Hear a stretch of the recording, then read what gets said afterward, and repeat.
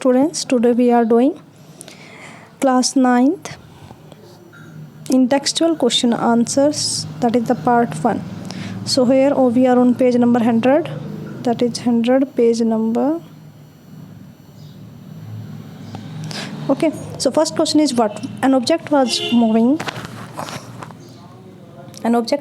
through a distance. Can it have zero displacement? If you support your answer. ये क्या कह रहा है कि कोई ऑब्जेक्ट है वो मूव कर रहा है, ठीक है। तो सपोज करो हमने कोई सर्कल सपोज कर लिया और कोई ऑब्जेक्ट वो यहाँ से चलना शुरू करा, तो ये इसकी रेडियस है।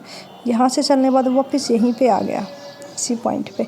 सो इसका डिस्प्लेसमेंट तो हो गया, बिकॉज आर रेडियस थी 2 पाई इसने कवर करा, तो डिस्टेंस कितना हो गया 2 पाई आर। और अगर आप डिस्प्लेसमेंट करेंगे तो डिस्प्लेसमेंट के लिए हमें क्या करना है, डिस्प्लेसमेंट के लिए हमें इनिशियल और फाइनल पॉइंट देखना होता है। तो स्टूडेंट्स इसका इनिशियल पॉइंट भी ए है और इसका फाइनल पॉइंट भी ए है, तो शॉर्टेस्ट पाथ क्या हो जाएगा, ये यहीं था और यहीं है, तो इसका मतलब इसमें क्या हो जाएगा, तो डिस्प्लेसमेंट कितना है इसका 0 और डिस्प्लेसमेंट कितना रहेगा 2 pi r. Okay, question number 2, a farmer move along a boundary of square field of side 10 metre in 40 second. So students this is question number 2। एक फार्मर है वो एक बाउंड्री स्क्वायर फील्ड के मूव कर रहा है अराउंड। सपोज हमने ये स्टार्ट किया, इसने स्टार्ट किया, इसने एक राउंड 40 सेकंड में लगाया है, ठीक है। 10 मीटर साइड्स उसकी हैं। सो स्टूडेंट्स ये इसमें क्या कह रहा है कि स्क्वायर फील्ड के राउंड एक फार्मर है मूव कर रहा है, ठीक है।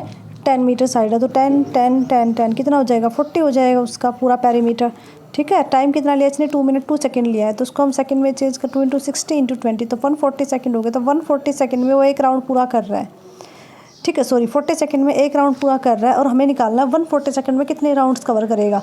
तो देखो एक राउंड करा 40, फिर सेकंड 80 और थर्ड 120 और 140, यानी कि फोर्थ राउंड में हाफ ही कवर कर पाएगा ये वाला राउंड, ठीक है। सो फोर्थ राउंड में वो यहाँ आ जाएगा। क्लियर? तो हमने ये माना है कि उसने ए से स्टार्टअप किया और वो यहाँ पहुँच गया, तो ये डिस्टेंस डिस्प्लेसमेंट हमें करनी है, फाइंड आउट करनी है। तो देखो बेटा ये 10 है, ये 10 है, तो क्या बन गई, एक ट्रायंगल बन गई ना ये एक तरीके से आपके पास, ये 10 और ये 10, तो ये आपको फाइंड आउट करना है। तो हाइपोटेनस हमें निकालना आता है, क्या हो जाएगा ए बी का स्क्वायर प्लस बी ए सी का स्क्वायर, इन दोनों का स्क्वायरिंग करेंगे, 10 का स्क्वायर प्लस 10 का स्क्वायर कितना हो जाएगा, ये हो जाएगा आपके पास 100 + 100। ओके, सो 100 + 100 हो जाएगा, तो ये कितना हो जाएगा 200। और जब इसको हम तोड़ेंगे तो ये हो जाएगा 100 का 10 बाहर आ जाएगा, 10√2। So this is the answer. Okay, so next which of the following is true for displacement. Displacement के लिए क्या ट्रू, क्या displacement it can not be 0, displacement 0 हो सकती है। कैसे हो सकती है, लिसन। सपोज करो आपके पास ये कोई भी स्ट्रेट लाइन है, आप ए से बी पर गए, ठीक है। आप यहाँ से यहाँ गए और वापस यहीं आ गए, ठीक है। तो आपका इनिशियल पॉइंट और फाइनल पॉइंट क्या सेम हो गए, तो यहाँ पे डिस्प्लेसमेंट क्या हो गई आपकी 0, तो ये बात गलत है, डिस्प्लेसमेंट 0 हो सकती है।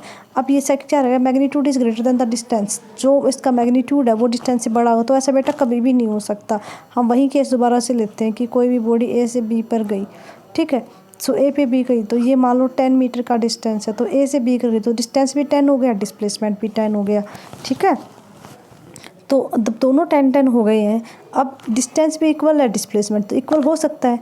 ओके, और अब अगर मान लो मैं ये कह रही हूँ कि ये बॉडी घूम के यहीं वापस आ गई, तो देखो इसमें डिस्प्लेसमेंट कितना हो गया 0, बट डिस्टेंस कितना हो गया 20, तो डिस्टेंस हमेशा बड़ी रहेगी डिस्प्लेसमेंट से, ये आपको ध्यान रखना है। ओके, सो दोनों स्टेटमेंट्स क्या हो जाएंगी, रॉन्ग हो जाएंगी। Next very important question, difference between speed and velocity. Speed and velocity क्या होती है, define the rate of the change of distance. Speed होती है बेटा डिस्टेंस बाय टाइम, स्पीड क्या होती है डिस्टेंस बाय टाइम, ये क्या होती है डिस्प्लेसमेंट बाय टाइम, यानी कि इसमें डायरेक्शन भी इंक्लूड होती है, ठीक है। स्पीड क्या आपकी स्केलर क्वांटिटी है, इसमें सिर्फ मैग्नीट्यूड होगा, सिर्फ न्यूमेरिकल नंबर होगा, ये आपकी क्या वेक्टर क्वांटिटी है, ये नेगेटिव या 0 नहीं हो सकती, ठीक है। ये नेगेटिव 0 पॉजिटिव हो सकती है कि इसमें डायरेक्शन है, ये हमेशा बिना डायरेक्शन के रहेगी और इसमें डायरेक्शन इंक्लूड होगी। ये वेलोसिटी के इक्वल हो भी सकती है और नहीं, बट ये हमेशा इससे ज़्यादा ही रहेगी। स्पीड कभी भी डिक्रीज़ नहीं होती टाइम के साथ, ठीक है, ये कभी भी 0 नहीं होती, ये डिक्रीज़ हो सकते हैं अकॉर्डिंग टू द टाइम। जैसे कि कोई बॉडी है वो यहाँ से यहाँ गई और वापस यहीं आ गई, तो हम क्या कहेंगे, इनिशियल पॉइंट सेम हो जाएंगे, तो स्पीड या यू कैन सी वेलोसिटी अपनी 0 हो जाएगी। यूनिट क्या हो जाएगी, मीटर पर सेकेंड, बिकॉज फॉर्मूला क्या होता है, इसका फॉर्मूला होता है स्पीड S/T। ये किसका फॉर्मूला, वेलोसिटी का, तो S क्या होता है मीटर, ये होता है टाइम, तो मीटर पर second.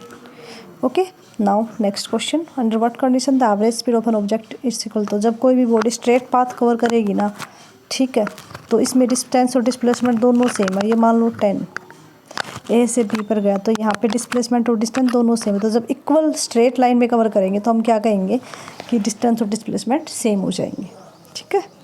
Okay, now what is the odometer of an automobile. Odometer क्या करेगा बेटा, ओडोमीटर डिस्टेंस मेजर करता है कि हमने कितना व्हीकल चलाया, कितने किलोमीटर हमारे व्हीकल ने कवर करे हैं, ठीक है। So what is the path of an object look like when it is uniform. अगर यूनिफॉर्म मोशन है तो ऑब्जेक्ट एक स्ट्रेट लाइन पाथ में मूव करेगा, ठीक है।